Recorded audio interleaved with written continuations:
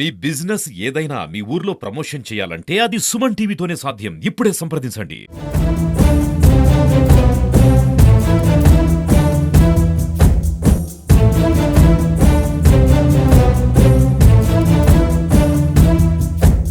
ఇవాళ కేంద్ర బడ్జెట్ నేపథ్యంలోనే భారీ ఉపశమనం దిశగా ప్రజలుకి ఈ ఒక్క బడ్జెట్లో పెట్టారని చెప్పుకోవచ్చు. ముఖ్యంగా ట్యాక్స్ మినహాయింపు విషయంలో కేంద్ర ప్రభుత్వం తీసుకున్నటువంటి నిర్ణయం పట్ల పలువురు హర్షమైతే వ్యక్తం చేస్తున్నారు. అంటే సాధారణంగా 4 లక్షల వరకు ట్యాక్స్ని మినహాయిస్తూ డెసిషన్ తీసుకున్నారు. దాంతోపాటు కూడా చిన్నపాటి ఉద్యోగస్తులకి అంటే 12 లక్షల వరకు ట్యాక్స్ కట్టకుండా ఉండే విధంగా కూడా ఈ బడ్జెట్లో ప్రవేశపెట్టడం జరిగింది. దాంతోపాటు కూడా తెలుగు రాష్ట్రాలకు సంబంధించి కూడా కొన్ని ఉపశమనం రప్పించినట్టయితే తెలుస్తుంది. దీనికి సంబంధించి బీజేపీ సంబరాలు అయితే చేసుకుంటోంది. మనతో పాటు జిల్లా అధ్యక్షుడు సామంచి శ్రీనివాస్ ఉన్నారు. సార్, ఏపీకి సంబంధించి ప్రభుత్వం ఎలాంటి వరాల జల్లులు కురిపించబోతోంది? ముఖ్యంగా అమరావతికి సంబంధించి, పోలవరానికి సంబంధించి భారీ ఎక్స్పెక్టేషన్స్ అయితే ఉన్నాయి. అంటే ట్యాక్స్ మినహాయించడం ఒక పెద్ద టాస్కే అయినప్పటికీ కూడా ఏపీ విషయంలో ఎలా ఉండబోతున్నారు?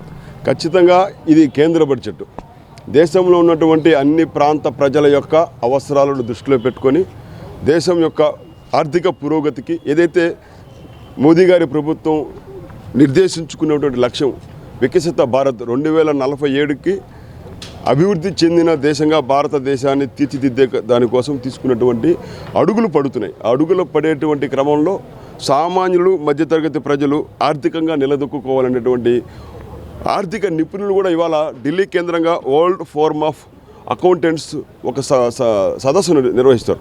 అక్కడ కూడా వాళ్ళు కూడా ఊహించలే ఇంత పెద్ద ఎత్తున మినహాయింపు లభిస్తుందని. మోదీ గారి ప్రభుత్వం గతంలో 7 లక్షల వరకు పన్ను మినహాయింపు మోదీ గారి ప్రభుత్వం తీసుకోవడం జరిగింది. ఇవాళ 7 నుంచి 12 లక్షలకు అమాంతం పెంచి తీసుకున్నప్పుడు ఈ నిర్ణయాన్ని దేశ ప్రజలందరూ కూడా స్వాగతిస్తూ, ముఖ్యంగా ఆడిటర్స్, చార్టర్డ్ అకౌంటెంట్స్ హర్షం వ్యక్తం చేస్తున్నారు. వేతన జీవులు ఎదురు చూస్తూ వచ్చినటువంటి మినహాయింపు ఏదైతే ఉందో గతంలో ఉన్నదానికంటే ఒక్కసారిగా 12,75,000 రూపాయల జీతం పొందేటువంటి ఏ జీతగాడు ఉద్యోగి కూడా ఇవాళ పన్ను చెల్లించాల్సిన అవసరం లేదు. కిసాన్ క్రెడిట్ కార్డుల యొక్క రుణ పరిమితిని 3 నుంచి 5 లక్షలు పెంచడము, చిన్న మధ్య తరహా పరిశ్రమలకు ఇచ్చేటువంటి రుణ పరిమితిని 10 కోట్ల నుంచి అమాంతం 20 కోట్లు పెంచడం, ఇలాంటి నిర్ణయాలు వచ్చింది. ఇంకా పార్లమెంటులో బడ్జెట్ పైన సమీక్ష చర్చ జరుగుతుంది కాబట్టి పూర్తి స్థాయిలో బడ్జెట్ యొక్క నివేదిక వచ్చిన తర్వాత మరోసారి పండుగ లాంటి వాతావరణంలో మిఠాయిలు పంచుకోవడం, టపాకాయలు కాల్చడం లాంటి కార్యక్రమాలు చేస్తాము. మేమందరం కూడా ఇక్కడ పార్టీలకు అతీతంగా మిత్రులు అనేక మంది నిర్ణయం తీసుకుని కార్యాలయానికి వచ్చి మాకందరూ మిఠాయిలు తినిపిస్తున్నటువంటి పరిస్థితి కనిపిస్తుంది. ఎందుకంటే మోడీ గారు తీసుకున్నటువంటి కేంద్ర మంత్రి నిర్మలా సీతారామన్ గారు ప్రవేశపెట్టిన బడ్జెట్లో ఉన్నటువంటి మంచి విషయాలు పట్ల ప్రజలందరూ కూడా సంతోషం వ్యక్తం చేస్తున్నారు. ఈ సందర్భంగా మేము ఇక్కడ టపాకాయలు కాలుస్తూ మోదీ గారి ప్రభుత్వానికి ధన్యవాదాలు, కృతజ్ఞతలు తెలియజేస్తున్నాం. వ్యవసాయ రంగానికి సంబంధించి ఇప్పటికే కొన్ని వాటిల్లోనే ఉపశమనం లభించింది. మరికొన్ని వాటిల్లో అంటే ప్రాంతాలకు సంబంధించి అక్కడ వచ్చేటువంటి పంటను బట్టి నిర్ణయించుంటే బాగుండేదని చెప్పి కాంగ్రెస్ పార్టీ చెప్తుంది. ఇప్పుడు సాయిల్ హెల్త్ కార్డ్స్ కూడా ఇవ్వడం జరిగింది. అంటే అక్కడ ఉన్నటువంటి భూసార పరీక్షలు నిర్వహించి ఎలాంటి పంటలు వేస్తే బాగుంటుంది, దానికి ఇన్సూరెన్స్ ఇచ్చేటువంటి సాయిల్ హెల్త్ కార్డ్స్ కావచ్చు. అదేవిధంగా ఈ కొత్తగా వచ్చినటువంటి పిచికారీ చెల్లేటువంటి డ్రోన్లకు 60% సబ్సిడీ ఇస్తే డ్రోన్లను కూడా ఇచ్చేటువంటి పరిస్థితి కనిపిస్తుంది. గతంలో ప్రధానమంత్రి రైతు భరోసాకి ఇచ్చేటువంటి మొత్తాన్ని 6,000 నుంచి ఒక్కసారిగా 10,000కు పెంచే దిశగా కూడా కేంద్ర బడ్జెట్లో కనిపిస్తున్నట్టు మనకు తెలుస్తుంది. కాబట్టి ఈ దేశానికి వెన్నెముకగా నిలుస్తున్నటువంటి రైతులకు అండగా నిలవాల్సినటువంటి బాధ్యతను ఇవాళ నరేంద్ర మోడీ గారి ప్రభుత్వం నిర్వర్తిస్తుంది. సామాన్యులకి ఎలాంటి ఊరట లభించే అవకాశం కనిపిస్తుంది? ఇప్పటికే పన్ను మినహాయింపు అనేది ఒక పెద్ద క్రెడిట్గా చెప్పుకోవచ్చు బీజేపీకి. మరోవైపు ప్రస్తుతం సామాన్యులకి ఎలాంటి ఊరట లభించబోతుంది? ఇంకా పూర్తిస్థాయి బడ్జెట్ అనేది జరుగుతుంది కదా. ప్రపంచ దేశాలలో భారతదేశాన్ని అగ్రగామిగా నిలిచేందుకు వికసిత భారత్ 2047 లక్ష్యంతో ఈరోజు ప్రవేశపెట్టినటువంటి బడ్జెట్ చాలా అద్భుతమైనటువంటిది. ఎందుకంటే నెలకు ₹1,00,000 సంపాదించేటువంటి సాఫ్ట్వేర్ ఇంజనీర్ కూడా పన్ను కట్టాల్సినటువంటి అవసరం లేదు. అంటే 12 లక్షల వరకు ఈ పన్ను ఎగ్జంప్షన్ రావడము నిజంగా మధ్యతరగతి ప్రజలు చాలా ఆనందదాయకంతో ఉన్నారు. అంతేకాకుండా ఈ యొక్క రైతులకు కూడా కిసాన్ క్రెడిట్ కార్డుల ద్వారా మేలు చూకేటువంటి పని నరేంద్ర మోడీ గారు చేశారు. అంతేకాకుండా టూరిజాన్ని డెవలప్ చేయాలనే ఒక ఉద్దేశంతో ఉడాన్ స్కీమ్ ద్వారా హోమ్ స్టేలకు 20,000 కోట్ల రుణాలు ఇవ్వడం, వాళ్ళని ముద్రా కింద తీసుకురావడం, ఉడాన్ స్కీమ్ ద్వారా 120 కొత్త విమాన ప్రాంతాలంటే విమానాశ్రయాలను ఏర్పాటు చేయడం ద్వారా టూరిజాన్ని డెవలప్ చేసేటువంటి ఉద్దేశం.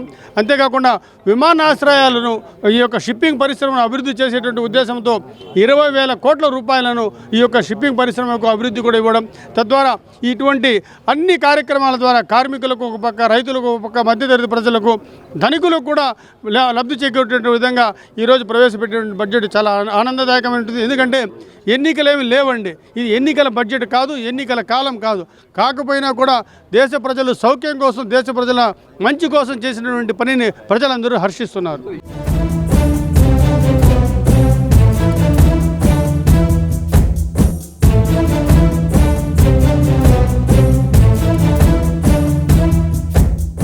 ఏపీకి సంబంధించి ఎటువంటి కేటాయింపులు ఉండబోతుంది? ముఖ్యంగా పోలవరానికి సంబంధించి కావచ్చు, అమరావతి, అదే రకంగా విశాఖకు సంబంధించి కొంత అర్బన్ డెవలప్మెంట్ విషయంలో వెసులుబాటు కల్పించినప్పటికీ కూడా ప్రత్యేక రాయితీలు ఏమీ ఏపీకి కల్పించలేదని వార్తలు వస్తున్నాయి. ఎంతవరకు నిజమండి? ఖచ్చితంగా మీరు మన జరిగినటువంటి ఎన్డీఏ కూటమి ఎలక్షన్స్లో రాష్ట్ర ప్రభుత్వం, కేంద్ర ప్రభుత్వం సమిష్టిగా పోటీ చేసి ఇక్కడ ఆంధ్రప్రదేశ్లో కూడా ఎన్డీఏ కూటమి అధికారులు రావడం జరిగింది. అదేవిధంగా కేంద్రంలో నరేంద్ర మోడీ గారి నాయకత్వం జరిగింది. మీరు రీసెంట్గా చూస్తే పోలవరం ప్రాజెక్టుకి ప్రత్యేక నిధులు ఇవ్వడం జరిగింది. అలాగే మనం చేసిన స్టీల్ ప్లాంట్ మీద కూడా ఆంధ్రప్రదేశ్ మీద ప్రత్యేక దృష్టి పెట్టి ఎక్కువ నిధులు 11,000 కోట్లు నిధులు ఇచ్చి ఆ స్టీల్ ప్లాంట్ కూడా ఆదుకోవడం జరిగింది. అలాగే విశాఖపట్నం రైల్వే జోన్ మీద కూడా ప్రత్యేక దృష్టి పెట్టి తన ఆశాజనక నిధులు ఇవ్వడం జరిగింది. ఖచ్చితంగా రాబోయే రోజుల్లో కేంద్ర ప్రభుత్వం, రాష్ట్ర ప్రభుత్వం సమిష్టిగా కృషి చేసి ఆంధ్రప్రదేశ్లో పోలవరం 2029 ఎలక్షన్స్ లోపలే దాన్ని ఖచ్చితంగా పూర్తి చేస్తాం. అలాగే రాష్ట్ర రాజధాని అమరావతి కూడా ఈ కేంద్ర ప్రభుత్వం ఎన్డీఏ కూటమి అధికారులు ఉండగానే పూర్తవుతుందని చెప్పి మా ఆశాజనకంగా ఉంది. ఖచ్చితంగా అత్యధిక నిధులు ఇచ్చి కూడా రేపు రాష్ట్ర బడ్జెట్లో కూడా కేంద్ర నిధులు వాటాలు పెట్టి రాష్ట్ర అభివృద్ధిలో కూడా కేంద్ర ప్రభుత్వం ఉంటుందని చెప్పి మేము తెలియజేసుకుంటున్నాం. అలాగే స్టార్టప్ కంపెనీలకు సంబంధించి 10 కోట్ల నుంచి 20 కోట్లకు పెంచుతూ నిధుల్ని నిర్ణయం తీసుకుంది. అంటే దాంతోపాటు కూడా వైద్య రంగానికి సంబంధించి ఎలాంటి ఉపశమనం లభించేటువంటి అవకాశం? తప్పకుండా చాలా మంచి పరిణామం. ఈరోజు 10 కోట్లు 20 కోట్లు అనేది ఎంఎస్ఎంఈలు ఎవరైతే చిన్న చిన్న హాస్పిటల్ పెట్టుకోవడానికి, నర్సింగ్ హోమ్స్ కానీ, డయాగ్నోస్టిక్ సెంటర్స్ ఇవన్నీ కూడా వచ్చేదానికి, ప్రజలందరూ కూడా వైద్యం అందుబాటులో వచ్చే విధంగా ఈ బడ్జెట్ని ప్రకటించినందుకు ప్రధానమంత్రి గారికి, అదేవిధంగా నిర్మలా సీతారామన్ గారికి ముందుగా కృతజ్ఞతలు తెలియజేస్తున్నాం. ఈరోజు చూస్తే 12 లక్షల లోపలకి ట్యాక్స్ ఎగ్జామ్షన్ ఇవ్వటం అనేది, అంటే ₹1,00,000 పర్ మంత్ వచ్చేటువంటి ఎంప్లాయీస్ ఉంటారు, వ్యాపార వస్తువులు ఉంటారు, మధ్యతరగతి కుటుంబం వాళ్ళు ఉంటారు. అట్లా మా డాక్టర్స్లో కూడా క్లినికల్ ఉండేవాళ్ళకి, అదేవిధంగా డయాగ్నోస్టిక్ సెంటర్స్ ఉన్న వాళ్ళకి కూడా దీని ద్వారా బెనిఫిట్ పొందేదానికి అవకాశం ఉంటుంది. మనం చూస్తే ఏదైతే గిగ్ వర్కర్స్ ఉన్నారో వీళ్ళకి, టెంపరీ వర్కర్స్, పార్ట్ టైం వర్కర్స్కి వాళ్ళకి ఈ శ్రమ ద్వారా కార్డ్స్ ఇవ్వడం జరుగుతుంది. అదేవిధంగా 1 కోటి మందికి లైఫ్ ఇన్సూరెన్స్ ఫ్రీగా ఇస్తున్నారు. అట్లాగే మనకి ఏదైతే పట్టణాల్లో ఉన్నటువంటి వ్యాపారవేత్తలకు, వ్యాపారం చేసుకుని చిన్న చిన్న వ్యాపారాలు చేసుకుని ₹30,000 యూపీఐ కార్డ్స్ ఇస్తారు. ముఖ్యంగా 10,000 మెడికల్ సీట్లు ఈరోజు పెంచుతామని చెప్పడం, క్యాన్సర్కి సంబంధించి కొత్త సెంటర్లు తీసుకురావడం అనేది కూడా మెడికల్ రంగానికి, అభివృద్ధికి ఎంతో కాంక్షించిన విషయం. మనం చూస్తే మనకి మంగళగిరిలో ఎయిమ్స్ని పెట్టారు, దాన్ని ఎంతో డెవలప్ చేశారు. కాబట్టి మన రాష్ట్రం పట్ల కేంద్రానికి ఉన్నటువంటి సహాయం చేసేటువంటి తత్వాన్ని మనం రేపు రాబోయే రోజుల్లో మిగతా ఏదైతే అమరావతి ఉందో, పోలవరం వీటిలో చూస్తాం. కాబట్టి మన బడ్జెట్ కూడా ఇప్పుడు చాలా ప్రాజెక్టులకు మనకి కేంద్ర ప్రభుత్వం ప్రకటిస్తుంది. కాబట్టి రాబోయే విధంగా మన ఆంధ్రప్రదేశ్కి కూడా ఇది ఉపయోగపడుతుంది. కాబట్టి ఈ సందర్భంగా మనకి ప్రధానమంత్రి గారికి, కేంద్ర మంత్రి నిర్మలా సీతారామన్ గారికి, భారతీయ జనతా పార్టీ కేంద్ర ప్రభుత్వానికి కృతజ్ఞతలు తెలియజేస్తా ఉన్నాం. కాంగ్రెస్ పార్టీ కూడా బడ్జెట్ని వ్యతిరేకిస్తూ బాయ్కాట్ చేయడం జరిగింది. ఖచ్చితంగా బడ్జెట్లో సామాన్య ప్రజలకి అంత ప్రాధాన్యత లేదు, ముఖ్యంగా రైతుల విషయంలో కొంతవరకే వెసులుబాటు కల్పించారనే కామెంట్స్ అయితే చేస్తున్నారు. ఏం చెప్తారు? ఇది ఖచ్చితంగా కాంగ్రెస్ పార్టీ బడ్జెట్ మీద కాదండి, వాళ్ళ పదవి మీద ఉన్న ఆశతో ఇంకా మాకు పదవి వస్తుందా రాదా ఏదో ఒకటి మాట్లాడాలని పిచ్చెక్కి మాట్లాడుతున్నారు. గతంలో కూడా 7 లక్షలు చేసింది కూడా ఇదే బీజేపీ ప్రభుత్వమే, ఇప్పుడు 12 లక్షలు చేసింది కూడా ఇదే బీజేపీ ప్రభుత్వమే. ప్రజల కోసం ఎంతో కష్టపడుతున్నది చూస్తూనే ఉన్నాం. ఏదైతే దేశం కోసం, ధర్మం కోసం ప్రభుత్వం పనిచేస్తూ ఉందో దాన్ని వ్యతిరేకిస్తూనే ఉన్నారు. నిన్నటికి నిన్న మన గౌరవనీయులైనటువంటి రాష్ట్రపతి గారి మీద కూడా వాళ్ళు గవర్నమెంట్ కామెంట్ చేశారు. వీళ్ళకి ఏమిరా అంటే ఏదో ఒక విధంగా కామెంట్లు చేసి లైన్లో ఉండాలి, లైమ్ లైట్లో ఉండాలి, ప్రజల్లోకి వెళ్ళాలనే ఉద్దేశంతో దేశం నాశనం అవ్వడానికి, మన ప్రజల యొక్క ఎదుగుదలని ఓర్చలేక ఈ కాంగ్రెస్ ప్రభుత్వం చేస్తున్నటువంటి ఆరోపణలు తప్పితే ఇందులో ఎటువంటి అసలు వీళ్ళు పట్టించుకోవడం దండగంది. ఎందుకంటే వాళ్ళు మానసికంగా వికలాంగులు అయిపోయినారు. మానసిక వికలాంగులు అయిపోయి ఈ ఎటు పడితే అటు నెక్స్ట్ టైం అన్నా ఇంకా 10 ఏళ్ళకైనా ప్రభుత్వం వస్తుందా, మాకు పదవి వస్తుందా రాదా అనే దీంట్లో బతుకుతున్నారు తప్పితే ఒక దేశం కోసం, దేశం బాగుండాలనే ఉద్దేశంతో వీళ్ళు బతకడం లేదు. ఓకేనా, చూస్తున్నాం కదా బీజేపీ సంబరాలు అయితే చేసుకుంటుంది. కేంద్ర బడ్జెట్లో సామాన్యులతో పాటు ముఖ్యంగా ట్యాక్స్ పేయర్స్కి భారీ ఊరట లభించింది.